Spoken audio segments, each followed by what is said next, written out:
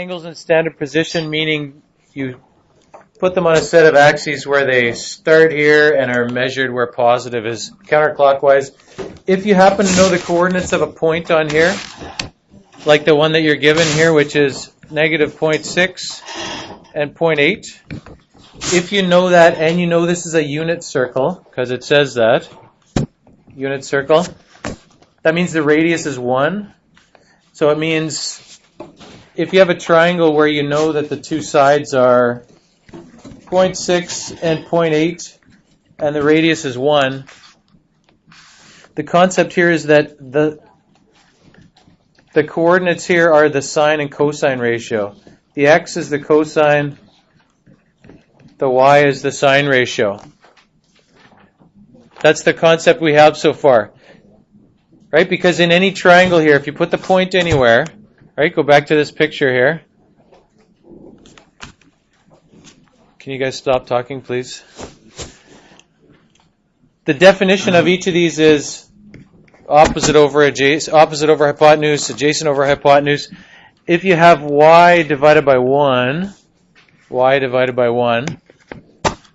you don't need to divide it by 1. It's just sine equals y. I don't know if I can, there we go. And cosine equals x. Sine equals y and cosine equals x.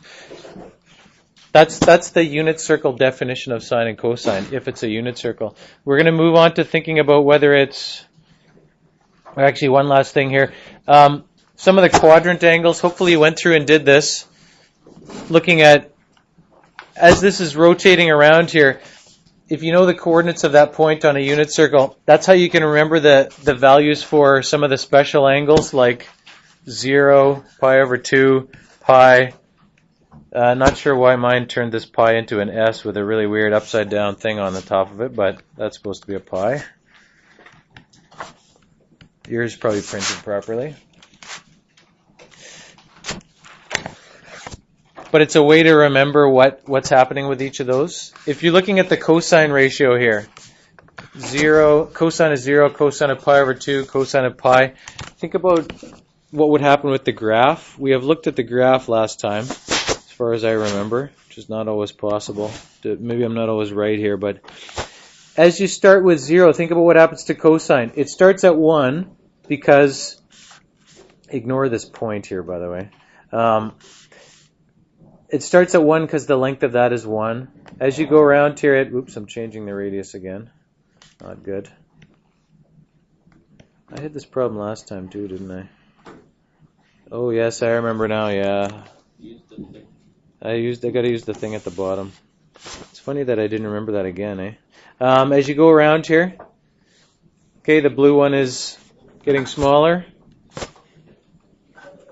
So as you go here, cosine gets smaller, goes all the way down, becomes negative 1, and goes back up to 1.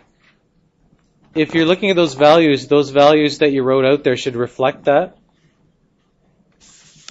So when you look at the values here, cosine starts at 1 because the x-coordinate is 1. It goes next to 0 because the x-coordinate is 0, and as well, thinking of that graph. The graph for cosine starts at 1, goes down again, goes back up, and goes back up here. Okay, there's kind of 4 parts to that graph, 4 parts to that cycle. It goes from 1 down to 0, down to negative 1, back up to 0, back up to 1. And then it would just keep repeating. This would have the same value as this. No, not as that, as this, right? This and this have the same value. That would be 0. If you're doing the sine graph, think through if you're doing the sine values as you go here, think through what the graph looks like for that. So let's get rid of that. Actually, let's go back to having nothing there. Let's put the sine on here. Sine starts at 0 and goes up.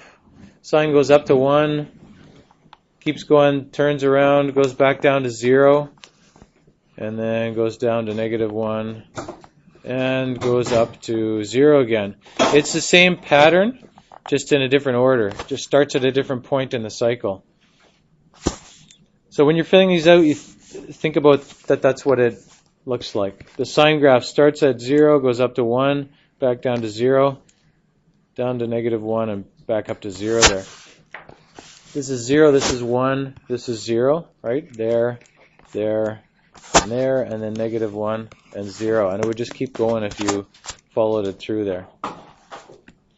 We're going to look at the general circular definitions where you have a circle with any radius at all, which we kind of have already used here. If you have any circle where you have a point on the edge that's just x and y, so this is not a unit circle. Not unit circle. Because at first people have problems with the unit circle definitions, but then they get so good at that they forget that if the radius is something else, you need to include that, right? From that picture there, the sine ratio for that angle is the opposite divided by the radius, right? So this is y divided by r. And similarly, the cosine is x divided by r. Those are the definitions you probably would have done for yourself. If it's in quadrant 1, you don't need any of this stuff because within a triangle, that's what you learn in grade 9 trigonometry. You learn that if you have this angle, this thing divided by this thing is the sine ratio. As soon as you extend that over to the other side, over here somewhere, well, the x-coordinate's negative now, and this is still positive, but the angle isn't in the triangle anymore. The angle's out there.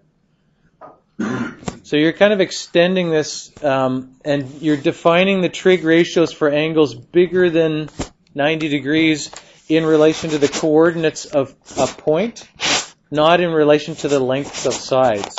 You can still think of it in terms of the lengths of the sides of the triangle that the reference angle's in, but we're talking about the trig ratios for this angle, which isn't even in the triangle.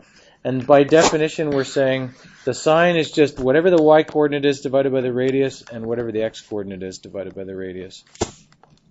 You can think about the signs of whether sine and cosine are positive or negative as you go. The radius of this thing, r, is always positive here. R is always positive because it's a distance, right? You can't have a negative radius. R is always positive, so if we're thinking about whether this is positive or negative here, whether y or r is positive or negative, when is that positive or negative? That's what we need to think about down here.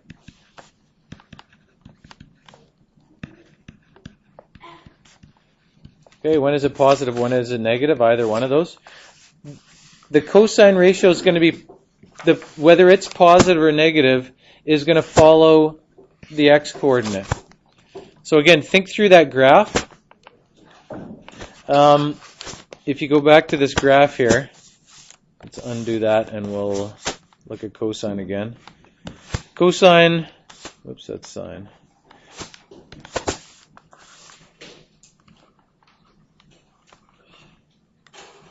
Cosine follows this.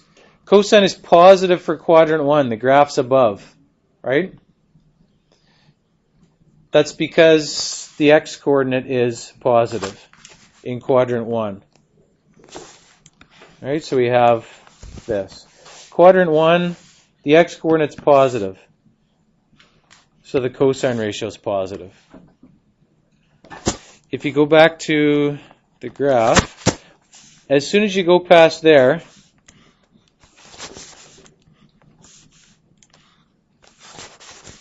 what happens to it? X-coordinate becomes negative. It's on the other side here. X-coordinate's negative. Quadrant 2, the cosine ratio is negative. Oops.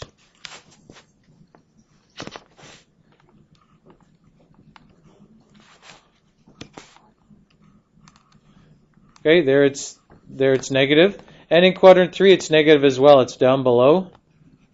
And then only in quadrant 4 does it go back above, right? The angles on the bottom here between 0 and 2 pi, these correspond to the angles in one rotation, right?